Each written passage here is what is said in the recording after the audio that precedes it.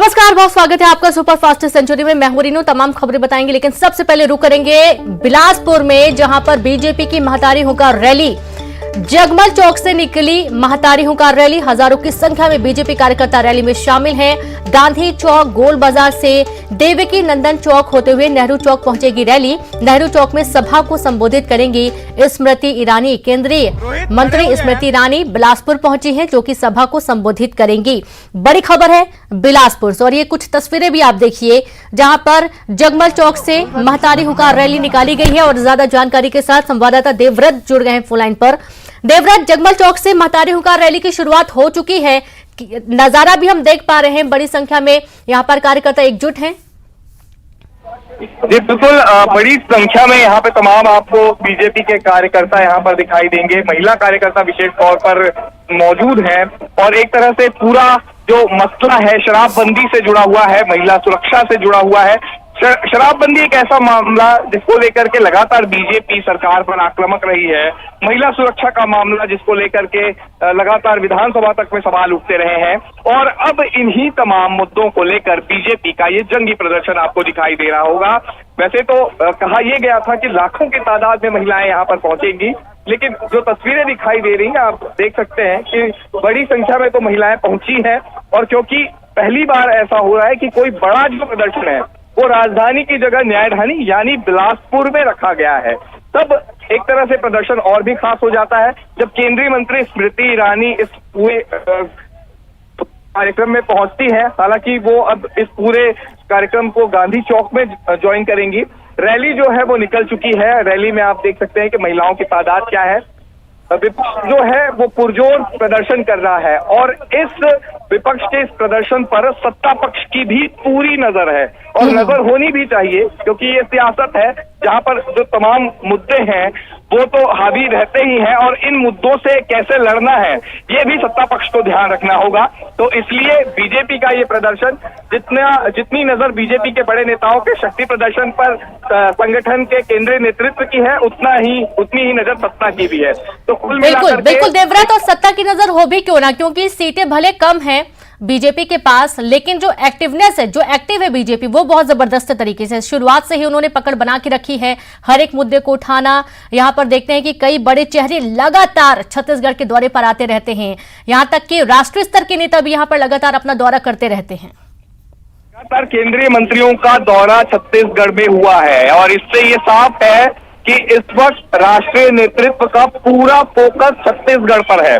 और बिल्कुल भी राष्ट्रीय नेतृत्व ये नहीं चाहेगा कि आने वाले चुनाव में किसी भी तरह की कोई कोताही बरती जाए। और इसलिए ये पूरा जो प्रदर्शन है वो एक तरह से इस तरह से डिजाइन किया गया कि पहले युवा मोर्चा के नेताओं का बड़ा प्रदर्शन हुआ। युवा मोर्चा ने रोजगार के खिलाफ रायपुर में जंगी प्रदर्शन किया और उसके बाद अब महिला कार्यकर्ताओं की ये पूरी रैली हो रही है। और जो महिला जो कार्यकर्ताएं हैं, बीजेपी का महिला मोर्चा है, उसको एक्टिव किया गया है। तो बीजेपी यहाँ पर प्रोएक्टिव नजर आ रही है, क्योंकि बड़े परिवर्तन इस साल देखने को मिले हैं बीजेपी में। और परिवर्तन भी कुछ इस तरह के हुए हैं कि शुरू से लेकर के अंतिम तक सब कुछ बदल गया। बीजेपी के प्रदेश अध्यक्ष बदल गए, नेता प्रतिपक्ष बदल गए और संगठन के सामने अब आने वाले समय में बहुत सारी चुनौतियां हैं। लिहाजा अब नया संगठन किस तरह से काम कर रहा है, क्या नए संगठन के आने के बाद कार्यकर्ताओं में वैसा ही जोश है, तो ये सब तमाम चीजें जो है वो शक्ति प्रदर्शन के साथ साथ शक्ति परीक्षण का भी है। तब ये सारी चीजें अभी देखने को मिल रही है। जी बिल्कुल सही कहा आपने, प्रदर्शन के साथ साथ शक्ति परीक्षण का भी ये पूरा नजारा देखने को मिल रहा है। और सबसे अच्छी बात यह है कि सत्ता पक्ष, इसके पहले कि सत्ता पक्ष महिलाओं की सहभागिता की बात करे, उसके पहले विपक्ष यानी कि बीजेपी ने ही महतारी होकर रैली की शुरुआत की है। बहुत शुक्रिया आपका देवव्रत, तमाम जानकारी साझा करने के लिए। और तस्वीरें तो आपने देखी ही हैं, बड़ी संख्या में महिलाएं भी इस रैली में शामिल हैं। अगली बड़ी खबर है भोपाल से। मध्य प्रदेश में अब ऑटो चालकों पर सख्ती की जाएगी। ऑटो ड्राइवर्स की मनमानी पर सरकार ने एक नकेल कसी है। अब तेज ऑटो चलाने पर 6 महीने के लिए निलंबित होगा लाइसेंस। लाल बत्ती होने पर 2 बार से अधिक वाहन निकालने पर भी 6 माह के लिए लाइसेंस निलंबित होगा। चालक की सीट पर यात्रियों को बैठाने के लिए भी वाहन मालिक को दंडित किया जाएगा और पहली बार ऐसा करने पर 1000 रुपए का जुर्माना देना होगा। दोबारा ऐसा किया गया तो लाइसेंस को निरस्त किया जाएगा। ऑटो रिक्शा में 3 से अधिक यात्रियों को ले जाने की नहीं रहेगी अनुमति। बैठक क्षमता में वृद्धि के लिए अतिरिक्त सीट लगवाने पर लाइसेंस होगा निरस्त। अवैध संचालन पर नियंत्रण के लिए परमिट इलेक्ट्रॉनिक रूप से होगा जारी।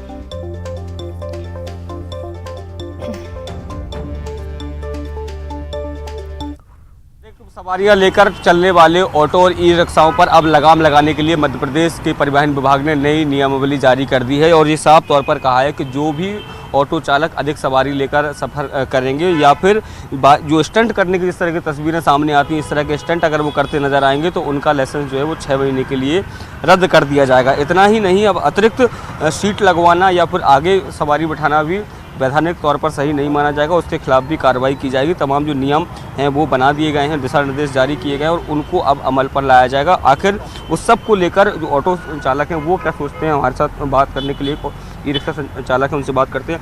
ये बताइए कि जो सरकार ने जिस तरह से नियम बनाए हैं कि कुछ जो लोग स्टंट करते हैं या रेड लाइट जंप करते हैं, ऐसे लोगों पर कार्रवाई होगी, 6 महीने के लिए उनका लाइसेंस सस्पेंड कर दिया है, किस तरह से देखते हैं आप? नहीं, ये बात तो सही कर सरकार ने। जो स्टैंड करते हैं वो अपनी जान को भी जोखिम में डालेंगे, दूसरों को भी, तो उन्हें ऐसा नहीं करना चाहिए। और रेड लाइट तो कानून ने इसलिए बनाई है कि भाई सबके लिए हो, जब मगर कुछ लोग कानून का पालन नहीं करते हैं, बात सही है। रिक्शा वाले नहीं, दुनिया में कानून का पालन कोई नहीं, ज़्यादातर लोग नहीं करते, वो कार हो, बाइक हो, ऑटो रिक्शा हो।